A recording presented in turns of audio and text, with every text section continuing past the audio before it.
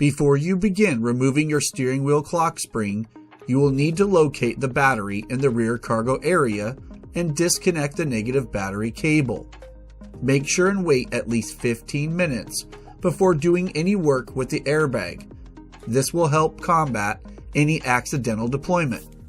Tools you will need to remove your steering wheel clock spring are a socket wrench set with extensions, primarily a 10mm socket and a large socket for when you remove the main steering wheel bolt, a Torx bit set, primarily a T25 and T27 for the steering wheel column covers, a long skinnier Phillips head screwdriver to release the airbag cover, a torque wrench that is capable of 25 Newton meters, and a good paint marker or Sharpie pen for making alignment marks before you remove the steering wheel. Using a T25 Torx bit, remove the 3 bolts under the steering wheel, holding the lower column cover in place. After you've removed the 3 Torx screws, unlock the steering wheel column and position the steering wheel as far away and up from the dash. By using your hands or a small plastic pry tool, you can finish removing the lower column cover. You will need to loosen the rubber grommet around the left turn signal stalk, move over to the right side, and loosen the grommet around the wiper arm stalk. Gently pry up on the top column cover. Now you can grab both sides of the lower column cover and remove it down and away from the entire steering assembly. Next, insert your car key and put into key position 2. This will unlock your steering wheel and allow you to rotate the wheel 90 degrees counterclockwise. Once you're in position, remove the key so the steering wheel will lock in place. Remove the upper plastic column cover by disconnecting the rubber tabs holding the plastic to the rubber dust boot along the edge of the column cover. For S80 and XC90 models, there are 2 extra Torx screws holding the instrument cluster shroud in place. Using a T27, remove the 2 screws and pry the plastic surround and upper console cover out of the way, giving yourself more working room. Using a medium-sized Phillips screwdriver, locate the hole on the back side of the steering wheel. Insert the screwdriver so it's perpendicular with the back side of the steering wheel. You will press the screwdriver in until you feel it bottom out. You will then feel a small catch at the end of the screwdriver. You will have to pry up on the handle of the screwdriver. This will release the spring clip holding the airbag cover in place. You will know that you have successfully released the spring clip once you see the right side of the airbag cover pop out, shown here in this video. Next, insert your car key back into key position 2.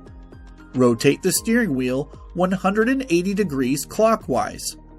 Once the steering wheel is in position, locate the hole on the back side of the steering wheel. Insert your Phillips head screwdriver until it bottoms out. Then, pry up on the catch spring, releasing the airbag from the steering wheel. On the back side of the airbag, there are 2 wiring connectors held in place with 2 pinch clips. Release by squeezing the clips and wiggle each connector off the back side of the airbag. Set the airbag assembly aside in a safe space away from the car. Insert the car key back into key position 2. Rotate the wheel so it is as centered as you can get it. Remove the key and wiggle the steering wheel so it is completely locked in place at the center position. Next, you will need to remove the wiring harness connector inside the steering wheel by pinching the retaining clip on the top of the connector and gently prying outward.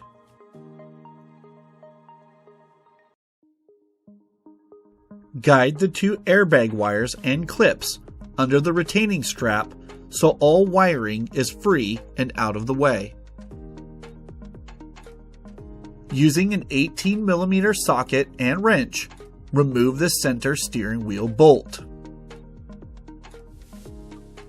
This part is extremely important. using a Sharpie or paint pen, mark the inside of the steering wheel and the end of the steering column shaft. When you go to reinstall the steering wheel, it needs to be in the exact same position as it was before you took it off.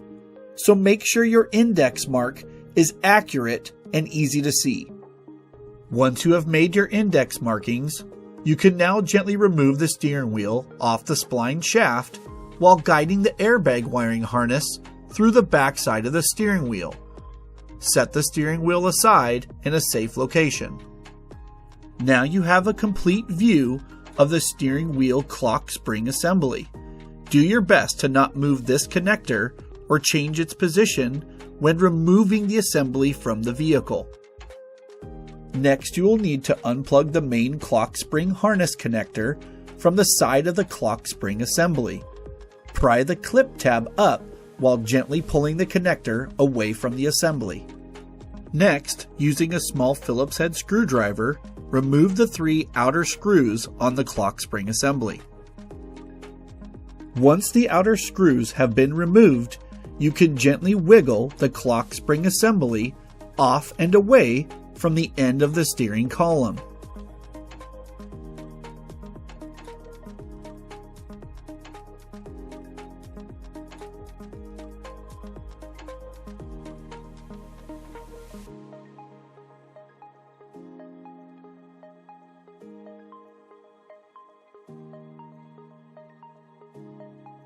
Now that the complete clock spring assembly is out of the car, it is time to remove the steering angle sensor from the clock spring assembly. Please note, when returning your core back to IPD, do not send the whole assembly. You need to remove the steering angle sensor from the whole clock spring assembly and send back just that sensor. On the back side of the clock spring assembly, there are 3 screws around the outermost edge. Using a small Phillips head screwdriver, remove those 3 screws, and then remove the steering angle sensor from the clock spring assembly.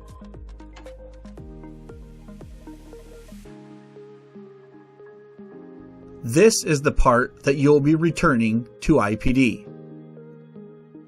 When you are ready to install your new steering angle sensor, there is a small index tab that lines up with the back of the clock spring assembly. Line those up and install the new steering angle sensor.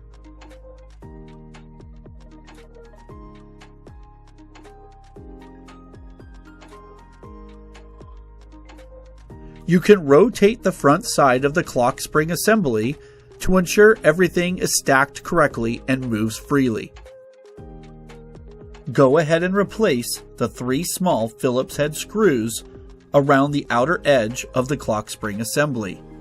These screws just need to be hand tight. Please do not over tighten them. Once the 3 outer screws are installed, your clock spring assembly is ready to go back in the vehicle.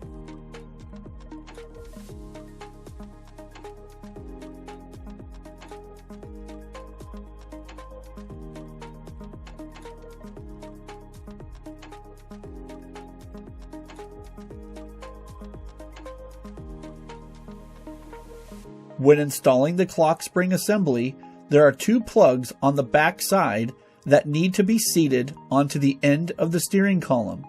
Like any plug, make sure everything is lined up properly before fully seating the plugs. Install the 3 outer clock spring assembly screws that secure it to the end of the steering column.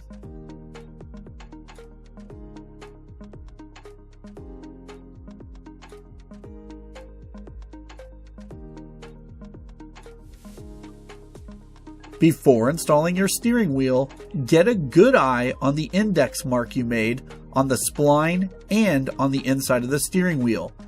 It is very important that these line up exactly the way it was before removing the steering wheel. Feed the connectors through the back side of the steering wheel through the opening for the wiring harness. Then line up your index marks on the spline and on the steering wheel, and the steering wheel should fall right into place.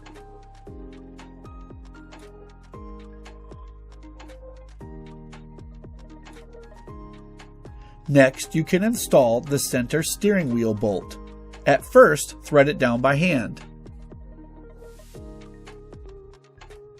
Next, make sure that the ignition key is removed and the steering wheel is completely locked.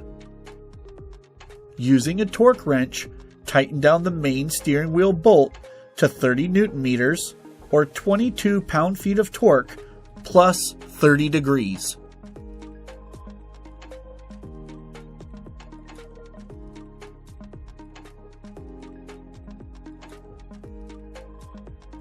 On the driver's side, don't forget to plug in the harness connector to the side of the clock spring assembly.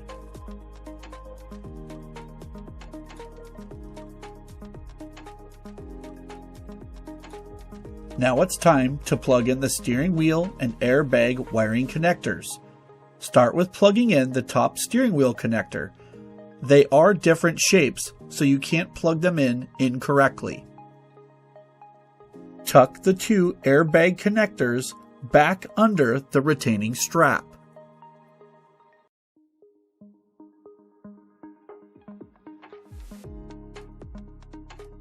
The airbag connectors are color-coded and keyed to install one way.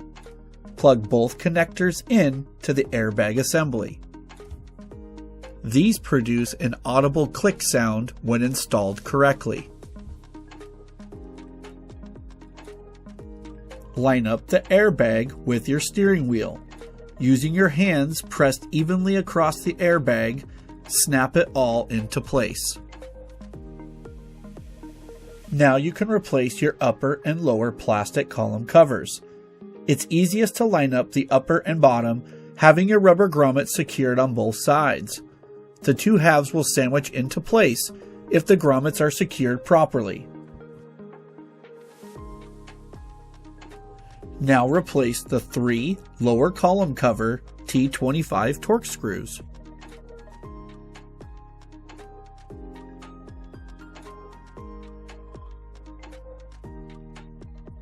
Next, connect your negative battery cable. Insert the key and turn to position 2. Clear any messages you have on the instrument display. If you do have any codes related to the clock spring, go through a few drive cycles. The code should clear themselves. If they do not, you may need to utilize Volvo's Vita tool and set the steering angle to 0 when the steering wheel is centered. This is a rare occurrence, but if you have any issues, please call IPD. Thank you for watching.